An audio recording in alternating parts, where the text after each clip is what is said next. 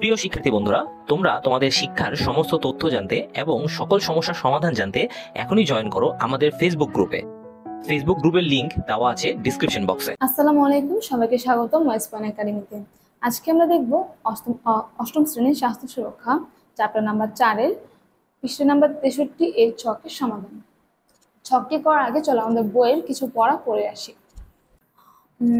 ছকের উল্লেখিত সমস্যাগুলো হলেও অনেক সময় আমরা তার এখানে আগের ছকের কথা বলা হয়েছে। 62 নম্বরের ছকের যে ভিডিওটা সেটা আমাদের চ্যানেলে আপলোড করা আছে, তুমি চাইলে ওখান থেকে দেখে নিতে পারো, তাহলে তোমার এই ছকটা বুঝতে একটু সুবিধা হবে। আচ্ছা, ওই ছকের যে সমস্যাগুলোর কথা বলা হয়েছিল সেগুলো অনেক সময় আমরা কারণ বুঝতে পারি না। মানে এই যে আমাদের হঠাৎ করে মেজাজ বিগড়ে যায়, খুব খিটখিটে করি, আমাদের মন মতো না হলে আমরা খুব বেশি চিল্লাচিল্লি করি, এইসব জিনিসগুলোর কারণগুলো আমরা অনেক সময় বুঝতে পারতাম না। এখন থেকে সচেতন হয়ে বোঝার চেষ্টা করব আমরা কোনো মানসিক চাপের পরিস্থিতিতে আছি কিনা। মানে এখন থেকে আমরা সচেতন থাকার চেষ্টা করবো যে আমাদের কোনো মানসিক চাপের পরিস্থিতি আছে কিনা সেগুলোর দিকে নজর রাখবো। মানসিক চাপ ব্যবস্থাপনার প্রয়োজনীয় উদ্যোগ গ্রহণ না করলেও মানসিক স্বাস্থ্যের সমস্যা দেখা দিতে পারে, যেমন অতিরিক্ত উদ্বিগ্নতা, প্যানিক ডিসঅর্ডার, তারপর হচ্ছে বিষণ্ণতা ইত্যাদি। মানসিক চাপের ব্যবস্থাপনায় কৌশল জেনে আমরা এই অবস্থা থেকে নিজেদেরকে রক্ষা করতে পারি। পরিস্থিতির ধরন সম্পর্কে সচেতনতা, এ ধরনের পরিস্থিতির নিজেদের অনুভূতি ব্যবস্থাপনা ও খাপ খাওয়ানোর দক্ষতা উন্নয়ন করে আমরা নিজেদেরকে এই ধরনের প্রভাব থেকে মুক্ত রাখতে পারি। আচ্ছা, এবার তাহলে দেখে নিই কোন কোন মানসিক চাপমূলক পরিস্থিতিতে আমরা বিপর্যস্ত বোধ করি। মানসিক চাপ হলে সাধারণত আমি কেমন অনুভব করি, কি কি চিন্তা আসে এবং কি কি ক্ষতিকর আচরণের মাধ্যমে আমি সাড়া দিই। কাজটি করার জন্য আমরা পুনরায় মানসিক চাপের ঘটনায় আমার সাড়া এবং আমার মানসিক চাপের প্রভাব ছকে মনোযোগ দেব।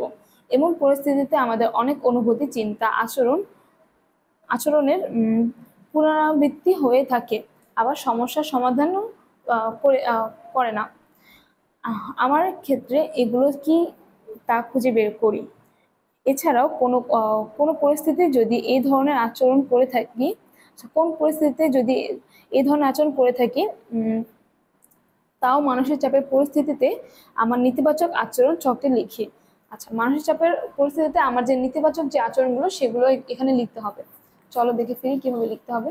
এখানে লিখবো আমাদের অনুভূতিগুলো, এখানে আমাদের চিন্তাগুলো এবং কি ধরনের সমস্যা হয়েছে এবং কি আচরণ করেছি। অনুভূতি, সংকোচ বোধ, আমাদের চিন্তা হয়েছিল তখন যে আমি কি পারবো যদি ভুল করি।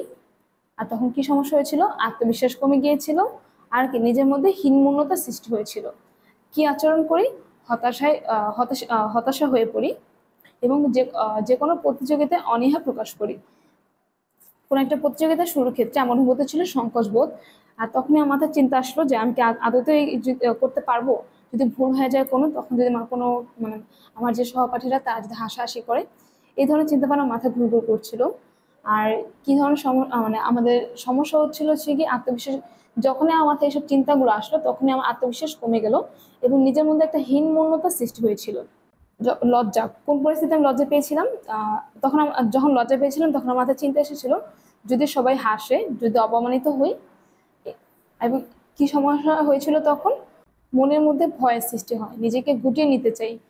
এই যে আমার মাথায় যে এইসব ধরনের চিন্তা এসেছিল তখন কিন্তু আমার নিজের মধ্যে একটা ভয়ের সৃষ্টি হয় এবং নিজেকে আড়াল করে নিতে চেয়েছিলাম, গুটিয়ে নিতে চেয়েছিলাম বাকি সবগুলো কিছু থেকে।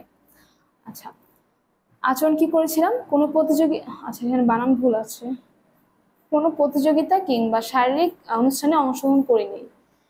এই যে এই একটা লজ্জাবোধ, আমার যে মনের মধ্যে একটা চিন্তা এসেছিল যে আমি পারবো না, হয়তো বা সবাই আমাকে দেখে হাসাহাসি করবে, অপমান করবে, এসব ভেবে যে নিজেকে গুটিয়ে নিয়েছিলাম, সে কারণে এরপর থেকে আর কখনোই আমি শারীরিক অনুষ্ঠানে অংশগ্রহণ করিনি। আচ্ছা, ভয়, যদি কাজটি করতে না পারি, যদি মা বকা দেয়, মানে যখন আমার কাছে তখন ভয়, যখন কোনো একটা কাজ করতে না পারা এবং মা যদি বকা দেয়, এসব জিনিসের একটা ভয় ছিল। তখন কি সমস্যা হয়েছিল, নিজের উক্তি ঠিক মতো প্রকাশ করতে পারি না।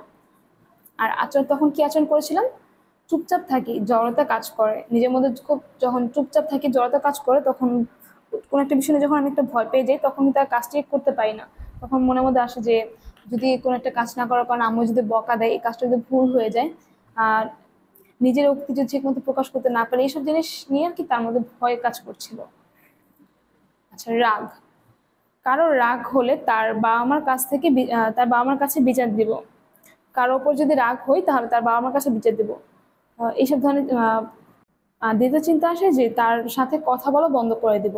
যখন কারোর উপর রাগ হয় তখন আমার মাথায় এই চিন্তাগুলো আসে যে এখন ওর কাজের জন্য আমি ওর বাবা মার কাছে যে বিচার দিব এবং তার সাথে কথা বলা এরপর থেকে একেবারে বন্ধ করে দিব।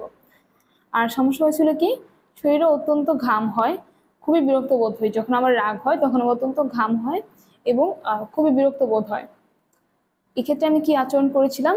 ঝগড়া করি বা আমার কাছে বিচার দিই।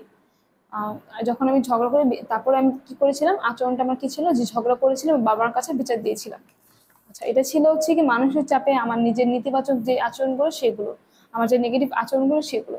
এখানে আমি আমার মতো করে ব্যাখ্যা করেছি, তুমি চাইলে তোমার মতো করে ব্যাখ্যা করতে পারো, অথবা এখান থেকে কিছু লাইন এখান থেকে পড়ে নিয়ে কিছু আইডিয়া নিয়ে নিজের মতো করে কিছুটা লাইন প্যারাফ্রেজিং করে সুন্দর করে লিখতে পারো। আজকে ভিডিও এ পর্যন্তই, দেখা হবে পরবর্তী কোনো নতুন ছকের সমাধান নিয়ে। আসসালামু আলাইকুম।